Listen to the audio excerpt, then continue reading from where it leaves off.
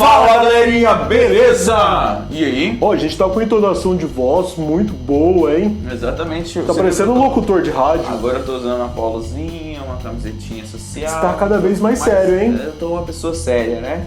Enquanto a gente tá gravando, ó, o Lancelot tá aqui, olhando pra gente.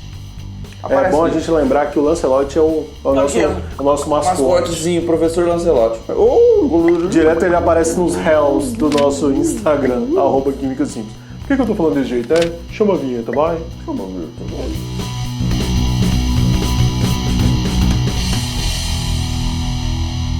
Galerinha, olha só, velho. Na última aula falamos dos óxidos moleculares e agora os óxidos iônicos. Quando a gente fala óxidos moleculares, quer dizer que a molequinha ela tem ligações covalentes envolvidas nela.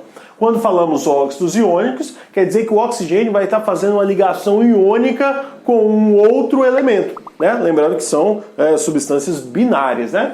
Agora perceba comigo o seguinte, ó. Óxidos são formados pela combinação de um metal com o oxigênio. Esse metal aqui vai ser o elemento, o metal, que vai fazer ligação iônica com o oxigênio, classificando eles como óxidos iônicos. Agora, olha o tanto de metal que a gente tem aqui na tabela periódica, velho. Ó, a maioria dos elementos da tabela periódica são metais. Esses metais aqui, todos eles podem se combinar com o oxigênio e formar um certo tipo de óxido. Nós temos os óxidos mais conhecidos, mais utilizados nas nomenclaturas e por aí vai. Mas todos esses aqui podem formar óxidos e fazer essas substâncias binárias com oxigênio.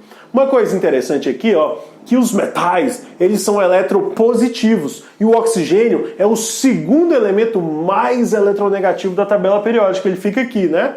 Então, como essa diferença de eletronegatividade é muito grande, ocasiona justamente a ligação iônica, porque ligação iônica com a diferença de eletronegatividade muito grande gera íons, né? Sempre ligações iônicas vão gerar íons. Então, por causa da diferença de eletronegatividade, que a gente classifica esses óxidos como óxidos iônicos.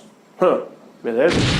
Meus queridos alunos, vamos aqui dar alguns nomes de óxidos iônicos. Primeiro, diferentemente dos óxidos moleculares, onde é necessário indicar um prefixo indicativo de quantidade no nome dos óxidos, aqui nós não indicamos quantidade, a gente apenas coloca o nome do cátion que está ligado ao oxigênio. Porque aí a quantidade ela vai depender do valor do NOx do nosso cátion, ou do valor da carga do nosso cátion, né? Então aqui a gente não vai colocar prefixo indicativo de quantidade, a gente só vai colocar óxido de nome do cátion.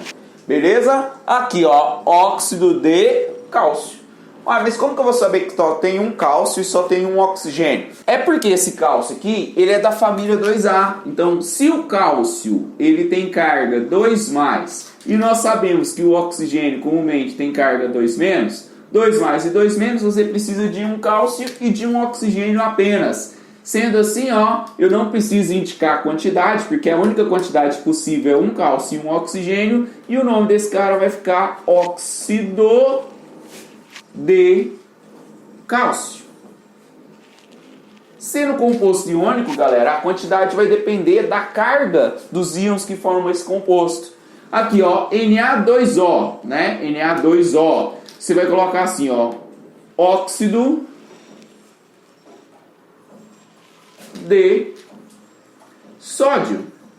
Lembrando que o óxido é o oxigênio com duas cargas negativas, o sódio é o Na com uma carga positiva só. Você precisa de 2 sódios para cada oxigênio e por isso eu sei a quantidade de cada um dos elementos, mesmo que isso não esteja ali representado a partir de um prefixo no nome do próprio elemento. Aqui, ó, Al2O3. O nome vai ficar óxido de alumínio. Acabou. O nome é só isso.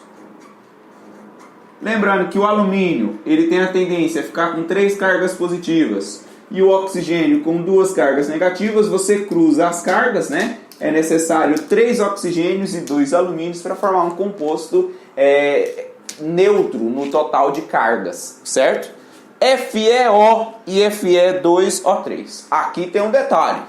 Quando você tem o ferro é um elemento com NOx variável. O ferro, ele pode ser o ferro mais 2, que é esse caso aqui. Esse ferro é o mais 2, já que o oxigênio é menos 2. E esse ferro aqui é o ferro mais 3, já que o oxigênio, o NOx dele é menos 2. Então, nesse caso, que você tem elemento com NOx variável, você vai colocar óxido de ferro 2, que é quando você tem o ferro com carga igual a 2. Esse 2 não indica a quantidade, ele indica sim a carga. E aqui embaixo nós temos o óxido de ferro 3, onde nós temos ali o ferro com 3 cargas positivas e o oxigênio com 2 cargas negativas. A mesma regrinha a gente explicou melhor para você lá nas nomenclaturas de sais e também de bases. Então tá repetitivo aqui para dar nome para o cátion. É só você assistir ali a nomenclatura de base, nomenclatura de sais e lembrar dessas regrinhas que também vão ser utilizadas sempre que tiver um cátion ali no composto. Lembra que o ferro 2 tem um NOx menor do que o ferro 3, então esse cara aqui ele pode ser chamado de ferroso. Então aqui nós temos o óxido ferroso e aqui nós temos o óxido férrico, porque oso é utilizado porque tem menor NOx e férrico é utilizado porque tem maior NOx. Pensando no que eu acabei de te explicar, óxido de potássio.